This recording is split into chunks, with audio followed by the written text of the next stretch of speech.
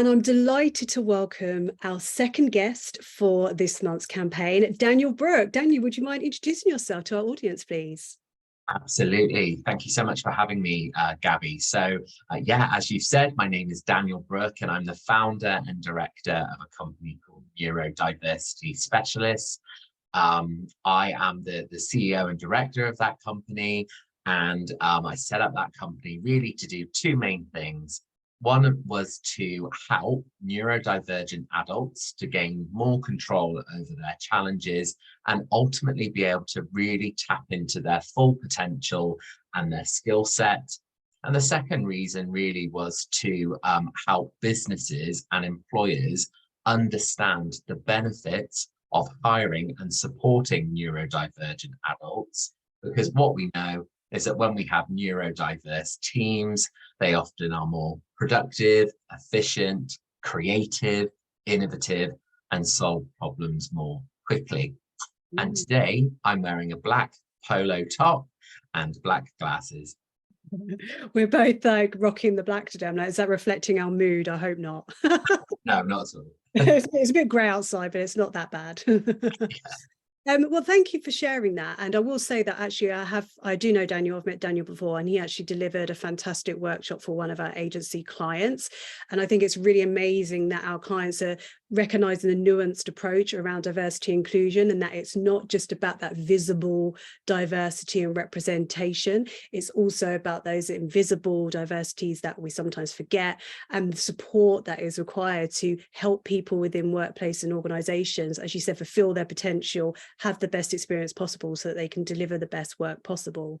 But could you dive a little bit into maybe your personal experience in relation to neurodiversity? You know, neurodivergent, for example. Do you have anything to share around that? Yeah, absolutely. So I am neurodivergent. I was diagnosed with dyslexia when I was 30. What led... I thought I'd just clarify that, 30. Yes, 30. Yes, yes.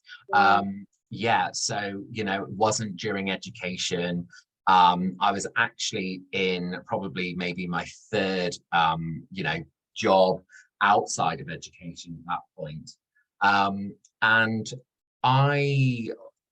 the reason why I got diagnosed with dyslexia was because I attended a dyslexia awareness presentation that my employer had sort of put on for us. And when I was listening to the typical challenges that a lot of dyslexic individuals experience, I realized that actually I had many of those challenges and started to think about, is this the reason why I'm finding certain parts of my work really challenging? So ended up getting diagnosed, ended up receiving some really excellent workplace support. And what that support really did for me was it helped me to develop coping strategies for my challenges, but it also helped me to see what my skills and my strengths were, and really allowed me to tap into that skill set. So there were many positives from receiving a diagnosis that included things like having more confidence, having a better self-image, better self-esteem. It had a really, really good positive impact on my mental health and my mental well-being. So that was the kind of beginning of my journey, really. I have actually recently, on the 20th of June, been diagnosed with ADHD.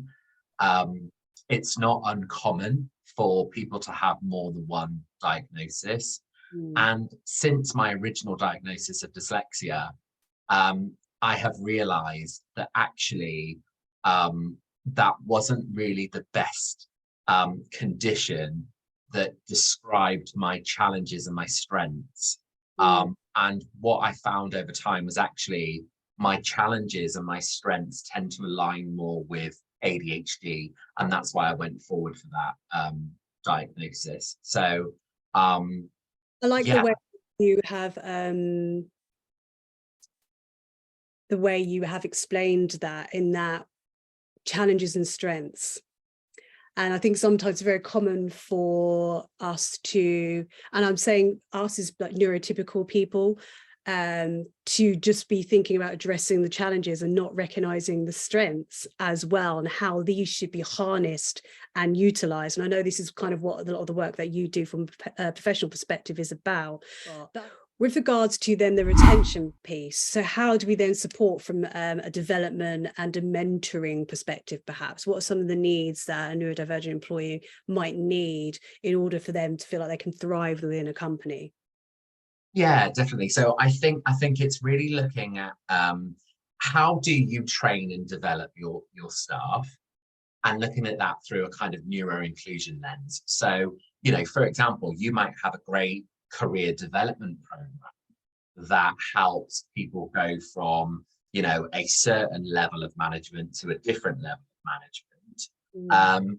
And that career development program might have parts of it that actually are really inaccessible for some neurodivergent individuals. So I think it's, you know, look at how you currently train and develop people.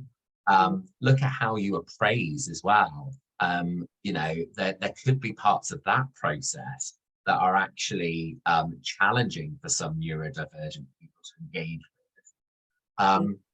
And I think in terms of retention, it's also about being a business and organization that has a real strong commitment to this topic, and are actually doing things to celebrate it, that they want to continually learn more about it. Having neurodiversity networks, for example, I've seen the power that they have in helping neurodivergent members of staff feel really valued. So yeah, things like that I think can really aid retention and development. It's very funny because I conduct a lot of kind of recruitment audits, and that is the piece that we just discussed, the attraction and the interview process, the selection process, the talent development, retention, the appraisal piece as well. And what's really clear actually is, if companies are to get a structure in place, look at the different kind of groups that exist within that structure. So some might want to go and look at the as you mentioned, the Equality Act, but also, God, I've forgotten what they are. It's the 10, I've forgotten the name of the word. So you would talk about gender, we talk about age. What is that called? Oh, protected characteristics. Protected characteristics. Had a total mind blank. And as we're going through, each portion of our employee life cycle is considering each of those protected groups and characteristics, so that we don't need to do lots of individual scattered approaches. It's like, actually, we're looking at the attraction of protected characteristics. We're going to look at it from this perspective, this perspective, this perspective, and we're going to have our solutions and our strategies under each perspective. Because at the moment, what I see is like, I might get kind of brought on board to look at how they can attract more ethnic minority talent, for example. And a lot of it is crossovers, and a lot of it is the same pieces of strategy and education, awareness and understanding, actually. And it'd be nice to actually work with an organization that wants to look at the whole, look at all of humans, human experiences, identities and abilities, and consider them all when conducting these kind of audits and strategies around the employee life cycle. So I think that's a interesting piece that I'm going to consider a little bit more, which I was thinking about as you were speaking and sharing your strategy. I was like, that's what I do. Yeah, we do the same thing. So yeah, it's interesting. We're going to move on to a bit of a light topic now. One of them is, actually, I'm going to save that to the very end, but I'd perhaps like your feedback on something, actually.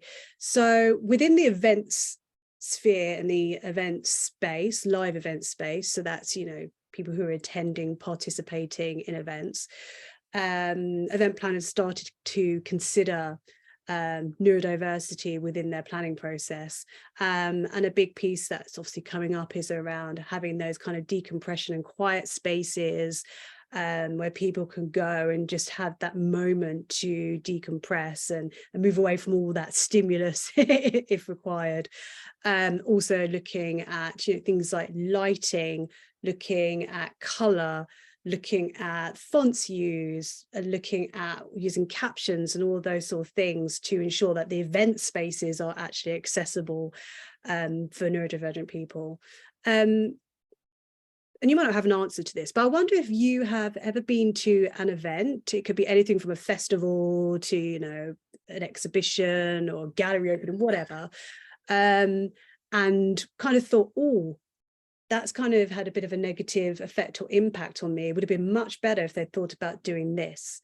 Have you ever had that experience? And no worries if not.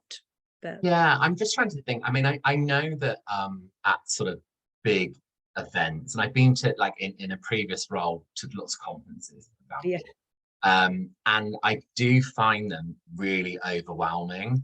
And from a sensory perspective as well, actually, that you know, some of the rooms where you get lots and lots of people in can be very, very noisy. There can be lots of you know, distracting noise. And so yes, I guess in answer to your question, I have. I think it is quite challenge sometimes to you know, create spaces in a very neuro-inclusive way, but it's really great that there does seem to be much more of a movement towards that, because you know, I've seen now at events that, you know, where there might be live music or something like that, that, you know, people can have like noise reducing like headphones on, things like that, so they can still enjoy and experience it like everybody else, but in a way that works for them. So yeah, it's great that there is lots of work being done for this. yeah. Our previous guest, actually, Sharifa, she I think I mentioned at the beginning of this meeting that she is model and she has to attend, obviously, not only just do her job, modeling job, but also attend a lot of events and kind of doing personal experiences and things like that. And she was saying, God, in those kind of networking environments where there's so much noise, there's so much light, there's so much distraction, I find it such a challenge that sometimes I just have to go away and go and sit in the toilet just to, like, you know, get away for a little bit. And she mentioned this product, I think it was called Loop. I think it was called Loop, in-ear pieces, which filter out, kind of like what you're saying, filter out all that additional noise, but she's still able to hear the person that she is trying to have a conversation with, for example. So I think it'd be really interesting to have a service or a directory or something like that, that points to these sort of products, if you will, that people can use to support their experience in event spaces. So I might actually create that. I have an idea now. Again, finally, my final question is, we always ask our guests whether they have any book recommendations, and I like to ask whether there's any kind of like personal ones, so just books you thought were fantastic, but also if there's also a book that from an educational perspective our listeners or viewers could go away and learn more about neurodiversity, for example, if they wanted to do some further reading. So I'll let you pick if you want to give two options or if you want to just give one book recommendation. Yeah, sure. Well, okay, one book that immediately springs to mind is called Neurodiversity at Work. It's written by Theo Smith, I hope I don't get these names wrong, and Amanda Kirby. It's brilliant, has loads of case studies in, it's fantastic.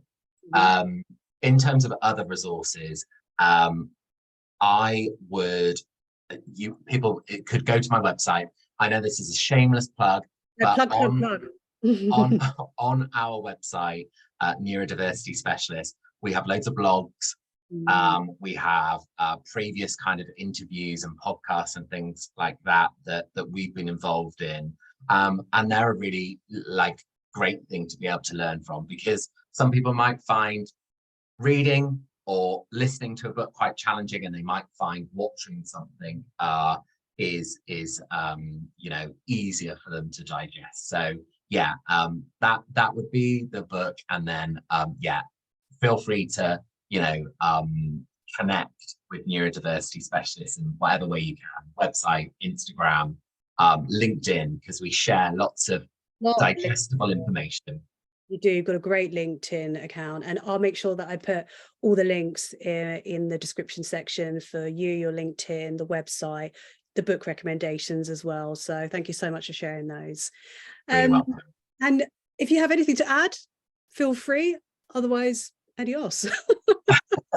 Well, the only thing I have to add is just thank you so much for having me. It's been a real pleasure speaking to you. I really love what you're doing here in terms of sharing some information, you know, sharing really important information with lots of other people. It's really fantastic. So, and I love the work that you do. So thanks for having me. Right back at you. Thank you so much. Take care. Thanks, Gabby. Bye.